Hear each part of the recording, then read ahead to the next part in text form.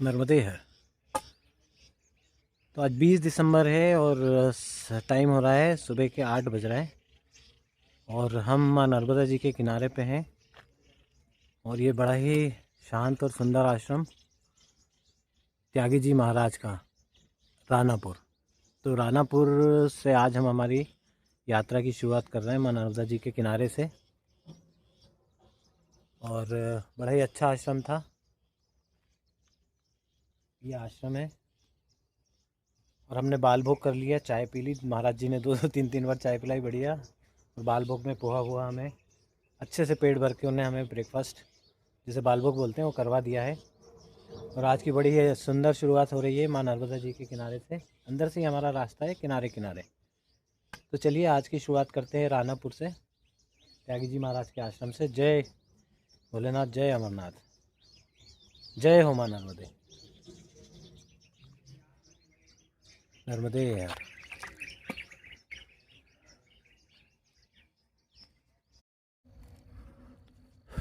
तो आज का दिन 42 नहीं 43। और ये हमारा मार्ग है। चलते हुए हमें काफ़ी समय हो गया। बड़ी सुंदर बड़ी अच्छी शुरुआत आज की। आज हमें ज़्यादा नहीं चलना है। आज हम लोग चलेंगे 15 से 16 किलोमीटर, क्योंकि जो हमने आश्रम देखा है वो यहाँ से 15 से 16 किलोमीटर दूर है हमारे हिसाब से। अब देखते हैं चलते हैं तो क्या होता है। वो माँ नर्मदा जी के तट पे है। तो हमारा जो मन है वहाँ पे रात्रि विश्राम करेंगे, दिन में कहीं भोजन प्रसादी करेंगे। और आज हमारी यात्रा का 43वां दिन है और हम रानापुर गांव से निकले हैं। और हमारा जो ये दूसरा चरण हमारा चल रहा है, हम उत्तर तट पे हैं। और जो हमारा मतलब अगर इसी तरह से हमारी यात्रा सही सब कुछ सही चलता रहा तो मिड जनवरी के बीच में हम ओंकारेश्वर में होंगे। फिर कुछ दिनों बाद फिर हमें एमपी चलना है। फिर गुजरात महाराष्ट्र कुछ नहीं होगा। फिर एमपी की सीमा में ही हम ओंकारेश्वर से अमरकंटक से फिर ओंकारेश्वर होते हुए हमारी यात्रा समाप्त होगी। तो मिड जनवरी जहाँ तक हमारा अंदाज़ा है, अगर सब कुछ सही रहा तो मिड जनवरी के बीच में 15 तारीख के आसपास हम ओंकारेश्वर में होंगे। तो चलिए आज की यात्रा का आनंद लेते हुए। और भी परिक्रमावासी हैं आगे पीछे, सबसे पीछे मैं हूँ। मेरे आगे आगे चल रहे हैं 5-6 परिक्रमावासी हैं जो इस आश्रम में, सुंदर से आश्रम में रुके थे। और बड़ा ही अच्छा आनंद आया आश्रम में। शांत था, ज़्यादा लोग नहीं थे। सुबह नहाने के लिए गर्म पानी भी था, बाल भोग था, चाय थी। और रात का भोजन हा बाबा जी ने क्या भोजन कराया भैया। कड़ी, दाल, चावल, रोटी, भजिए, मिर्ची। भजिए भी 2-3 तरह के थे, मिर्ची के तो इसके तो आलू के। बहुत ही आनंद वाला और बड़ी प्यार से प्रेम से भोजन कराया उनने। नर्मदे हर, नर्मदे हर। अब देखते हैं ये सुंदर रास्ता कहाँ तक हमें मिलता है, क्योंकि बीच बीच में जहाँ रास्ते बंद होते हैं हमें थोड़ा ऊपर की तरफ जाना होता है। नर्मदे हर।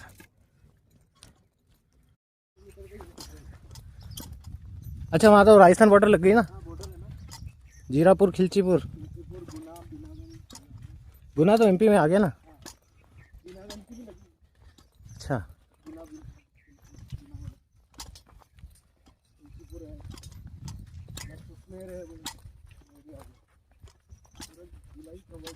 हम्म। 12 में हमारे रिश्तेदार रहते हैं, जिया जी।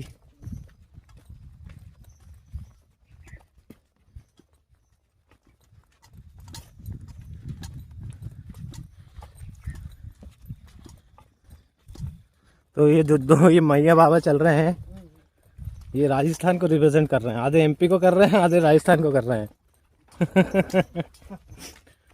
मतलब मैया बाबा तो ऐसा क्या यंग है, बाकी यहाँ their language of the Narmada परिक्रमा कि जो भी चलता है वो कितने यंग हो उसको बाबा और मैया ही बोलते हैं।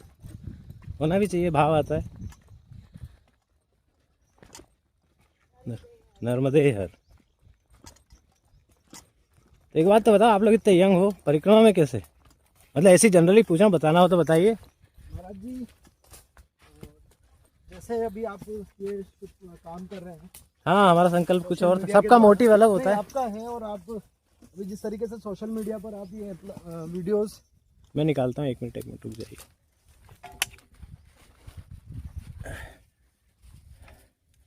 नहीं, वो तो हम आए तो हमने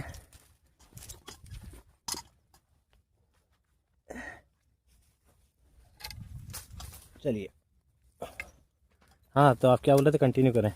जैसे कि आप इस तरीके से जो वीडियोस बना रहे हैं, हाँ हाँ हम भी वीडियोस बना रहे हैं, हाँ हाँ, ऐसे ही बहुत सारे लोगों ने वीडियोस बनाकर सोशल मीडिया पर डाले हुए हैं, बिल्कुल डालें। और उसी से हमें प्रेरणा मिली है, क्योंकि हमारे उधर इतनी जानकारी नहीं थी इसकी, हम्म।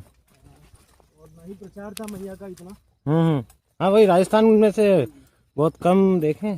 जैसे लोग और आप तो हस्बैंड वाइफ हैं। जो काम कर रहे हैं, वाकई में बहुत अच्छा काम कर रहे हैं, और वाकई में इस यात्रा की जितनी युवाओं को जरूरत है, इतनी बुजुर्गों को नहीं है जितना हमें लगा है। अच्छा। ज्यादा युवाओं को इस यात्रा की जरूरत है। जैसे जैसे यात्रा आप करोगे ना, वैसे वैसे नई नई चीज़ें, जैसे मुझे पता चला, जो दक्षिण तट है जी वो पुरखों का तट है। जी उसमें बोला जाता है कि आपको खूब कष्ट होते हैं। कष्ट मतलब कि जो आपके पुरखों ने, आपने कुछ ऐसे कार्य करे होंगे, तो आपको सारे कष्ट उधर मिलेंगे दक्षिण तट पे। और जो उत्तर तट है उसे देवों का तट कहा जाता है। तो उत्तर तट पे आपको कष्ट उतने नहीं होते। मतलब ऐसा मुझे 10 लोग 10 बातें बताते हैं। मैं तो यही कहना चाहता हूँ महाराज जी, अगर कोई युवा स्टडी भी कर रहा है, या वो 5 महीने निकाल ले। हाँ बिल्कुल, 1 साल उसको निकालना चाहिए इसके लिए, और या वो जॉब भी ले ले तो कोई नुकसान नहीं है, क्योंकि ये भी एक शिक्षा का ही पथ है। सही बात है। इसमें भी आप शिक्षा ही ग्रहण करेंगे, कुछ गलत ग्रहण करके घर पे नहीं ले जाएंगे, कुछ अच्छा ही लेके जाएंगे। मतलब जितने बोले सारे नखरे खत्म हो जाते हैं, आदमी थोड़ा सा जीना सीख। जैसे आर्मी में जाता है ना, आर्मी में एक बंदा जाता है तो वो क्या होता है कि वो एक डिसिप्लिन में आ जाता है कि अगर बच्चे की पढ़ाई आपकी आर्मी स्कूल से हुई है तो उसमें थोड़ा सा डिसिप्लिन आ जाता है। आर्मी का पास आउट बच्चा जो आर्मी स्कूल होता है, फिर वो भले बड़े होके कुछ भी बने, कोई ज़रूरी नहीं फौज में जाए। तो नर्मदा परिक्रमा है, अगर सही तरीके से कोई कर रहा है ना, तो थोड़ा तो उसमें वो क्या बोलते हैं उसको, डिसिप्लिन तो आ ही जाता है। लोगों से बात करने का तरीका कि यार कोई कुछ बोल रहा है तो बुरा मत मानो, क्योंकि कोई भी मुँह उठा के कुछ भी बोल देता है। वो ये नहीं देखता कि सामने वाला कौन है, कैसा है। मतलब कई जो बाबा होते हैं ना, ए कहाँ जा रहा है यार, अब ऐसा लगता है यार, ऐसा अपने से कभी वो अपनी जगह पे किसी ने बोला नहीं है। वो अपनी जगह पे कोई होता तो उसको बताते, पर ठीक है, हुई होगी कुछ गलती, देख लेते हैं। हुआ है, बोलते हैं ए बाबा बोल देता है।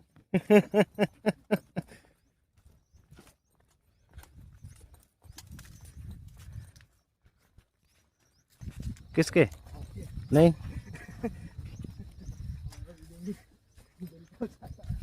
देखो उसमें क्या होता है, आपका नाम मैं भूल गया, मतलब बताया नहीं आपने तो मेरे को भूल गया है। दिनूप जी होता क्या है कि वो कर्म करे जा, फल की चिंता मत कर। तो हमने ये शुरू किया था ना, ये हमने कोई फल के लिए नहीं किया था, बस जनरली। तो बस ये लाइफ टाइम मेरे को शुरू से आदत है फ़ोटोज़ वगैरह खींचने की। मेरा जब बेटा पैदा हुआ था उसके हर दिन की फ़ोटो है मेरे पास, वीडियो फ़ोटो। तो आज डेली में जब मोबाइल खोलता हूँ तो वो गूगल से वो मेमोरी आ जाती है कि सिंस इन द डे या जो भी है, तो होना चाहिए। मेरे पिताजी ने ऐसे ही मेरे फ़ोटो खींचते थे बहुत। उस टाइम तो कैमरे नहीं थे।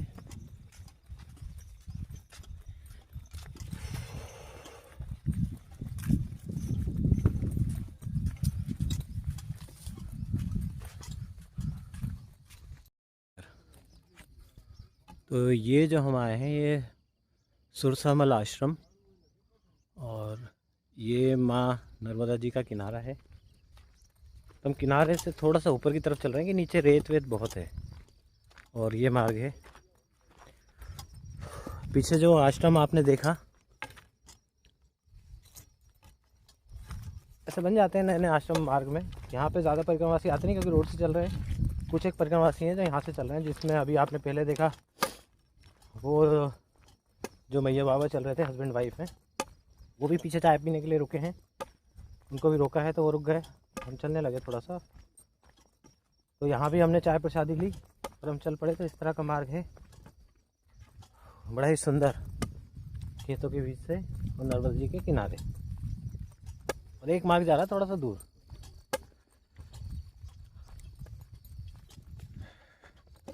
तो चलिए, आज की यात्रा का आनंद तो बढ़िया है अभी तक। तो हम तो सोच रहे थे इस रास्ते में हमें कहीं कुछ मिलेगा नहीं, पर यहाँ पे अचानक वो आश्रम आया खेतों के बीच, चाय वाय हमने पी। यहाँ भी रात में मेरे हिसाब से 4-5 लोग से ज़्यादा नहीं रुके होंगे। 2-3 बाबा बैठे थे, जो टिपिकल बाबा होते हैं ना, वही ऐसी जगह पे आना पसंद करते हैं।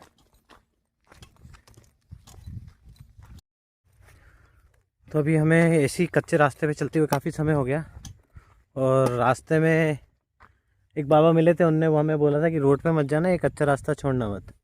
उसके बाद अभी थोड़ी देर बाद एक बाबा और मिले, तो उन्होंने भी परिक्रमा करी थी, तो ये खेतों के बीच से हम आ रहे हैं।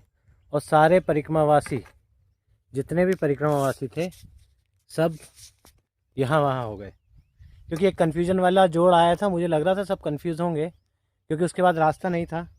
तो हमने थोड़ा देख दाख के जैसे भी करके हमने देखा, तो 50-100 मीटर के बाद में एक रास्ता में दिख गया। तो एक बाबा, तो हम सीधे या अकेले, हमें मालूम है सब लोग सड़क मार्ग सबको मिल गया होगा, वहाँ से निकल गए।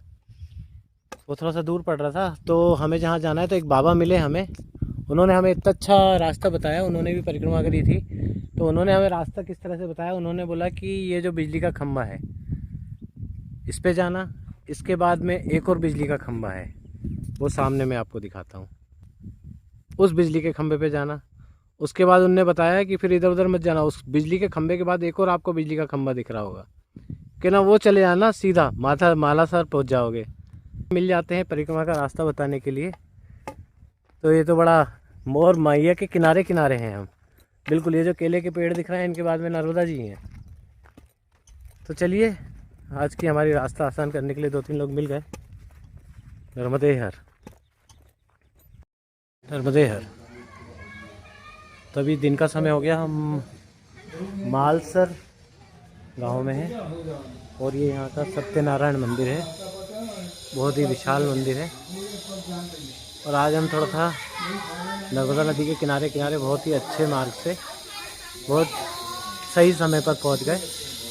तो यहाँ पे पंडित जी मिले थे, उन्होंने कहा कि अभी पूजन के बाद में यहाँ पे भोजन की व्यवस्था है आपको। नर्मदे यार बेटा, नर्मदे, तो ये उन्होंने हमें एक रूम दिया है कि आप इस रूम में अपनी व्यवस्था जमा लीजिए। तो ये हमने अपना आसन लगाया हुआ है, अभी हम इसको थोड़ा नीचे शिफ्ट करेंगे। तो ये हमारा आसन लगा हुआ है, और इस पूरे रूम में अभी हम फ़िलहाल अकेले हैं, झाड़ू वाड़ू हमने लगा ली है। अब इसका गेट लगा के हम आपको थोड़ा माँ नर्मदा जी के दर्शन कराते हैं, क्योंकि ये किनारे पे ही है। तो इसका हम दरवाज़ा तो बंद कर ही दें।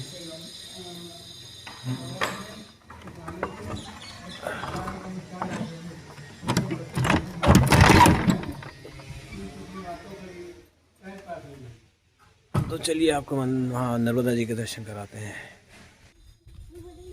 वो है माँ नर्मदा जी।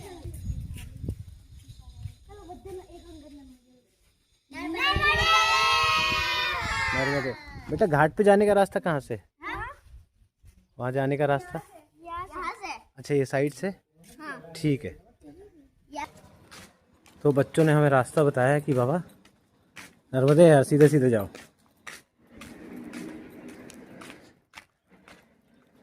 तो हमें नर्मदा जी के किनारे कुछ ऐसे स्थान की तलाश रहती है तो बिल्कुल शांत है। तो सड़क मार्ग से लोग निकल गए, क्योंकि नर्मदा जी थोड़ा सा नर्मदे घूमी हुई हैं, नर्मदे हार। तो मैं आपको यहाँ से दिखाता हूँ, ये आश्रम जो है माँ नर्मदा जी के किनारे, बड़ा ही विशाल मंदिर है, बहुत सारे मंदिर हैं। राजबिहारी है, सत्यनारायण है। चलिए माँ नर्मदा जी के तट पे चलते हैं, नर्मदे यार। तो ये नर्मदा जी के किनारे हम आ चुके हैं, और ये भी एक हमें थोड़ा सा मार्ग दिखा है, तो ये इस मार्ग से हम चले जाएंगे आगे की तरफ। 2 किलोमीटर पे एक आश्रम है, कछोट करके एक आश्रम है, 2 किलोमीटर दूर यहाँ से। भोजन करके वहाँ भी जा सकते हैं। आइए माँ नर्मदा जी का जल अपनी परंपरा को निभाते हुए सुबह और शाम। हाँ क्या मछलियाँ हैं, नर्मदे हर।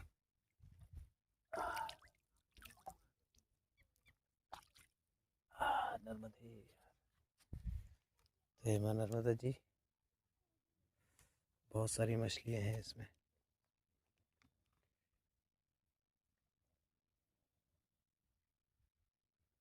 नर्मदे हर।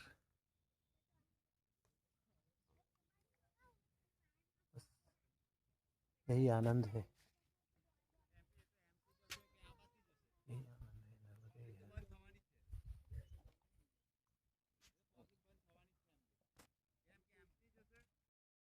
हर। अच्छा अच्छा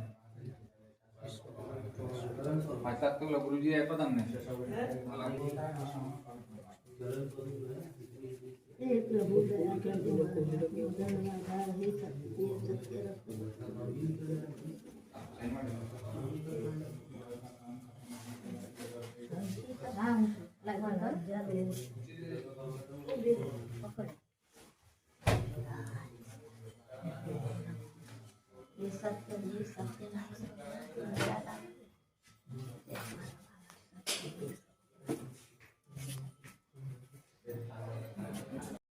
नर्मदे हर।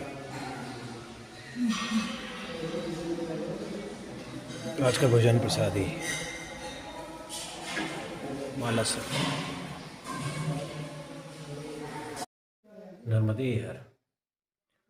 तो हुआ कुछ यूँ है कि अभी दिन के 1:45 या 2 बजे, मान लीजिए 2 बजे हैं, और हम अभी यहाँ पे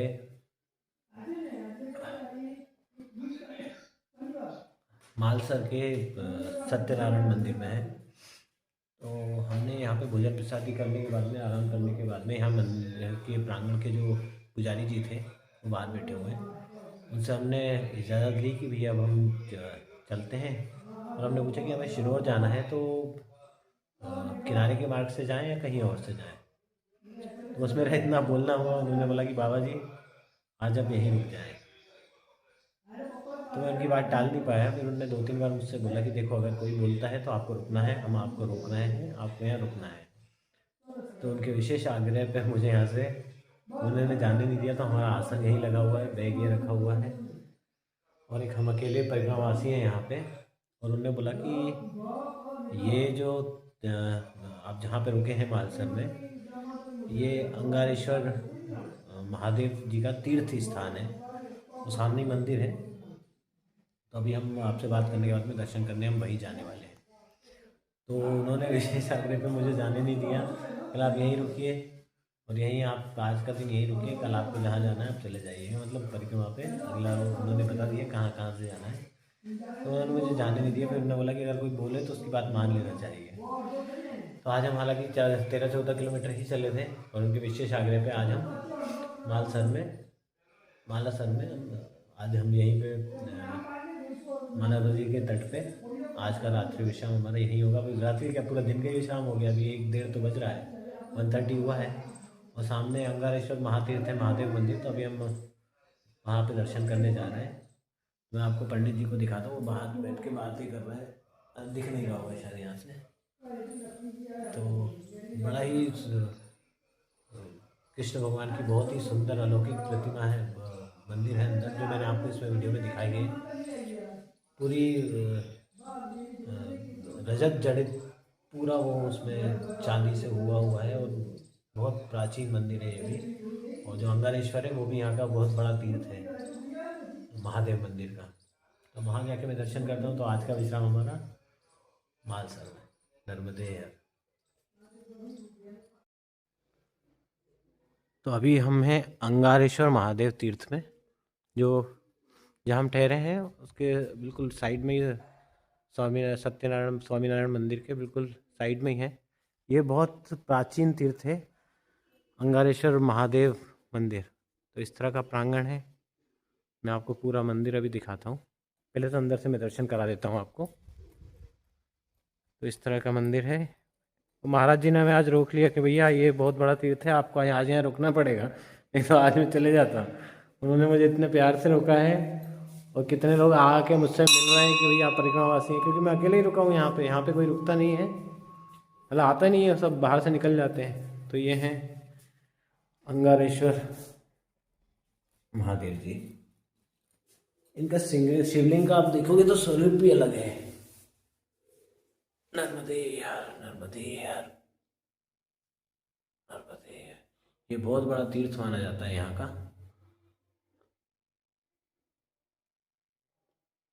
अंगारेश्वर महादेव मंदिर है।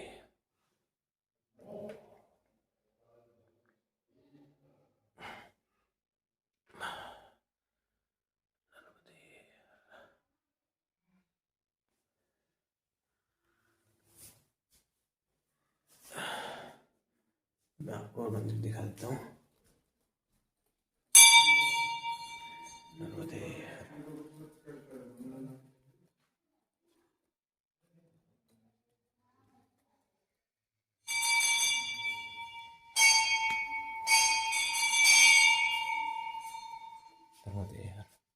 माँ नर्मदा जी के किनारे पे जो ज़्यादातर आपको मंदिर तो सभी मिलेंगे, पर जो बड़े बड़े तीर्थ हैं वो,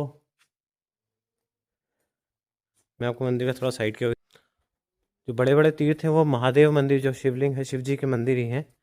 क्योंकि बहुत जितने भी लोग थे उन्होंने माँ नर्मदा जी के किनारे शिव जी की तपस्या करी थी। तो ये पूरा मंदिर है। माँ नर्मदा जी के किनारे बड़े बड़े संतों ने और ऋषि मुनियों ने शिव जी की उपासना करी थी। बड़ा ही प्राचीन मंदिर है।